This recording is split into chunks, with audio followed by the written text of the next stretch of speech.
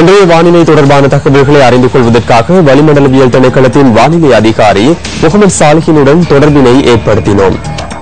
சப்ரகமுக மேல் மற்றும் தென் மாகாணங்களில் பெரிதளவு மழை பெய்யக்கூடும். நாட்டின் ஏனைய பிரதேசங்களில் பிற்பகல் 2 மணிக்கு பின்னர் இடியுடன் கூடிய மழை விருத்தியடையும். இடியுடன் கூடிய மழை பெய்கின்ற வேளைகளில் பலத்த காற்று வீசுவதுடன் மின்னல் தாக்கங்களும் ஏற்படக்கூடும். மின்னல் ஏற்படுகின்ற சந்தர்ப்பங்களில் பொதுமக்கள் அவதானத்துடன் செயற்படுமாறு கேட்டுக் கொள்ளப்படுகின்றனர். கடற்பிராந்தியங்களை பொறுத்தவரையில் புத்தளம் தொடக்கம் காலி ஊடாக கம்மாந்தோட்டை வரையான கரையோரத்துக்கு அப்பாலுள்ள கடற்பிரதேசங்களில் பெரிதளவு மழை பெய்யக்கூடும். நாட்டை சூழவுள்ள ஏனைய கடற்பிராந்தியங்களின் பல இடங்களில் பிற்பகல் 2 மணிக்கு பின்னர் மழை அல்லது இடியுடன் கூடிய மழை விருத்தியடையும். காற்று தென்மேற்கு திசையில் இருந்து மணித்தியாலத்திற்கு 20 முதல் 30 கிலோமீட்டர் வேகத்தில் வீசும். புத்தளம் தொடக்கம் மன்னார் ஊடாக காங்கேசன்துறை வரையான, அத்துடன் மாத்தறை தொடக்கம் அம்மாந்தோட்டை ஊடாக பத்தியில் வரையான கரையோரத்திற்கு அப்பாலுள்ள கடல் பிரதேசங்களில் காற்றின் வேகமானது சில சமயங்களில் மணித்தியாலத்திற்கு 50 கிலோமீட்டரிலும் அதிகரித்து வீசக்கூடும். இவ்வாறான சந்தர்ப்பங்களில் குறிப்பிட்ட கடற்பிரதேசங்கள் கட்டி கொந்தளிப்பாக